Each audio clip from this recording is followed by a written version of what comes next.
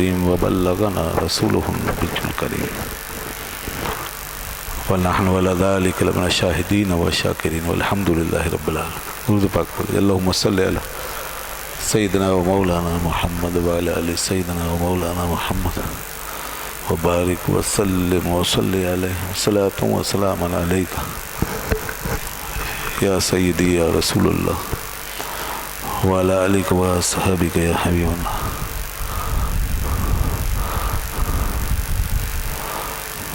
نہ مرا نوش ز تحسین نہ مرا نیش ز تان، نہ مرا گوش بمدح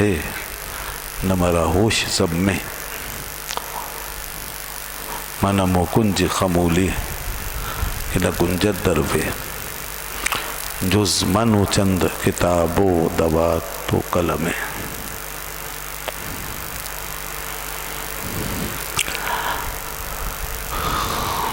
مجھے نہ کسی کے طعن و تشنیع کی وجہ سے کوئی تکلیف ہوتی ہے اور نہ کسی کے تحسین و آفرین کی کوئی خوشی ہوتی ہے، اور نہ میں وہ کان رکھتا ہوں جو مدحت و تعریف کے خواہش مند ہوتے ہیں، اور نہ مجھے اپنی مذمت کا ہوش ہوتا. میری تو صرف ایک ہی خواہش ہے. میں تو صرف یہ چاہتا ہوں کہ من موکنج خمول کہ نہ گنجد دروے، کہ میں ہوں اور یہ گوشہ تنہائی، اور اس میں کوئی اور نہ ہو، کوئی اور نہ ہو، میں ہوں اور یہ گوشہ تنہائی ہوں، سوائے اس کے کہ جز من و چند کتابیں و دوات و قلم، صرف میں، کچھ کتابیں، دوات اور قلم، بس یہ میرا اثاثہ اور یہ میرا ٹھکانہ. اس گوشے تنہائی کے اندر میں بیٹھا رہوں اور ساری زندگی لکھتا پڑھتا رہوں. بس سمجھ میں آ رہی نہیں؟ ساری زندگی میں لکھتا پڑھتا رہوں، کسی کی تعریف و توصیف، کسی کی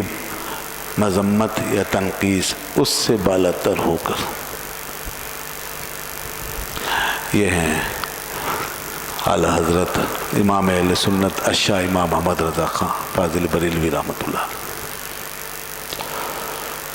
یہ ان کا اپنے لیے، ان کا اپنا سلیکٹڈ راستہ، یہ وہ راستہ ہے جس کا انہوں نے اپنے لیے انتخاب کیا، اور یہ ان کی اپنی زندگی کے لیے ایک ترجیح ہے. ان کی ترجیح بھی ہے، ان کا فیصلہ بھی ہے، ان کا راستہ بھی ہے، ان کا طریقہ بھی ہے. اس پر وہ چلے اور علم سے اور کتاب سے اپنے رشتے کو جوڑ کر آگے بڑھتے چلے گئے. حسب عادت طالب علمی کا ایک زمانہ، اس کی ریکوائرمنٹ پوری کرنے کے بعد اور خدا داد صلاحیتیں، بہترین صلاحیتیں، بڑی اہلیت، نہایت قابلیت اور جودت طبع اور لاجواب قسم کی ذہانت اور بے مثال قسم کا حافظہ اور زبردست قسم کا فہم و ادراک، اس کو بروئے کار لا کر انہوں نے علم کی گہرائیوں کو سمجھا، علم کے دلائل کو جمع کیا. انہوں نے آج تک لکھے جانے والے تمام دینی شرعی جو علوم تھے، ان سب کی انتہاؤں کو چھو لیا ایک طریقے سے. جو کوئی لکھا گیا تھا اس پہ ان کی ایک مکمل اور جامع نظر تھی. پھر اس کے بعد انہوں نے ان کے زمانے تک جو علوم دوسرے ذرائع سے رائج تھے، سائنس اور تب سائنس سے تعلق رکھنے والے، طبیعیات سے تعلق رکھنے والے،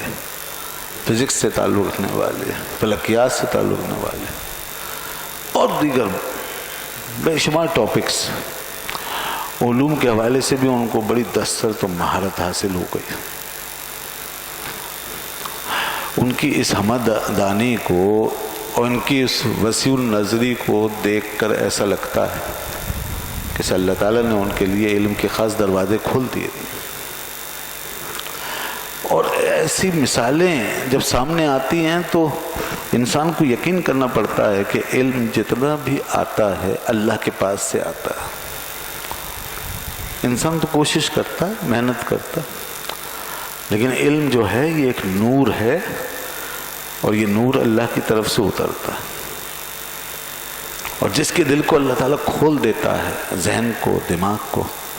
اس کے لیے علم کے راستے، اس کی منزلیں خود بخود آسان ہو جاتی ہیں۔ وہ ایک قدم بڑھاتا ہے اور میلوں کی مسافت طے کر لیتا ہے، وہ تھوڑی سی کوشش کرتا ہے اور بے شمار معاملات کی عقدہ کشائی کر لیتا ہے۔ وہ تھوڑا سا آگے بڑھتا ہے اور حجابات اس کے لیے اٹھنا شروع ہو جاتے ہیں۔ تو انسان پر جب اللہ تعالیٰ کے فیض کے فیوز کے چشمے جاری ہو جاتے ہیں اور علم حکمت کے دروازے جب اس کی طرف سے کھل جاتے ہیں تو وہ اس کے لیے بڑی آسانی ہو جاتی ہے۔ اعلیٰ حضرت اشاہ امام محمد رضا خان فاضل بریلوی رحمۃ اللہ علیہ کے ساتھ